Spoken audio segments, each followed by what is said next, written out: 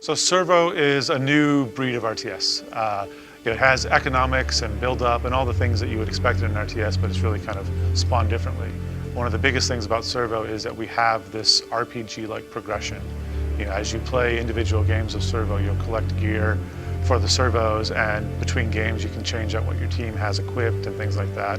This idea of taking an RTS game and figuring out how this finely crafted, finely tuned thing that has to be balanced or the hardcore guys won't enjoy it, how we marry that with this really deep progression and something that people are just, oh, I gotta play one more game, I gotta get one more part. It's something we've been after for a long time, and Servo I think is actually a pretty good mix. Prior to BonusXP, we had a lot of experience with our group making old school strategy games, the Age of Empires series, Age of Mythology. So one of the things that we wanted to do with BonusXP when we started it was really build a team-focused culture. We have a small group of people, we're committed to doing original games that haven't been done before with a lot of team input. We do daily play tests and take feedback from the team. Everybody's involved in shaping the games and making it something that they love. Servo is set in the far future when mankind has made a mess of Earth and fled to the stars. Eventually they find their way back to Earth and try to solve the problem that they created there. The way you progress in Servo is by winning battles in any of our various modes. You earn new parts to invest in your servos, to add on to them new weapons and new body parts and new abilities to make them better fit your strategy. Like any strategy game, Servo has a lot of points of contention and things that you fight over.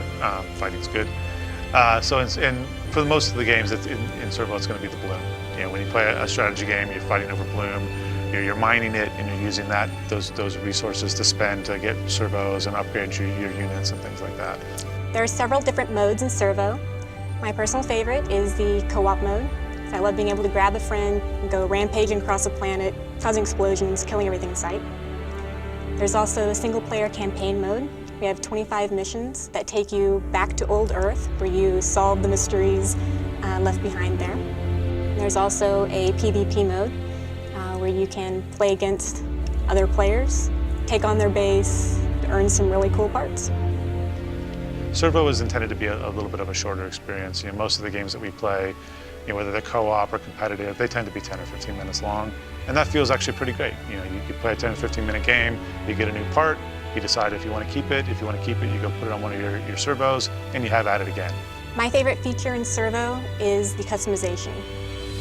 I love the reward of winning a match, getting some really cool new parts, going back and seeing how I can fit them onto all of my servos. The hardest part is deciding whether I want the awesome frag grenade launcher or if I want the rocket launcher. I guess I really should decide which one fits my strategy best, but usually I pick whichever one makes the prettiest explosion. Servo is everything that we've loved about RTS games, plus everything that we loved about a progression-based game like an RPG married together. It's a simple, fun RTS to play, and then you have these units that you've made, these servos that you've built out over time, that you bring and you can put your imprint onto the RTS game and really make it yours. And I think that ability to be expressive and to be you, that's what Servo's about.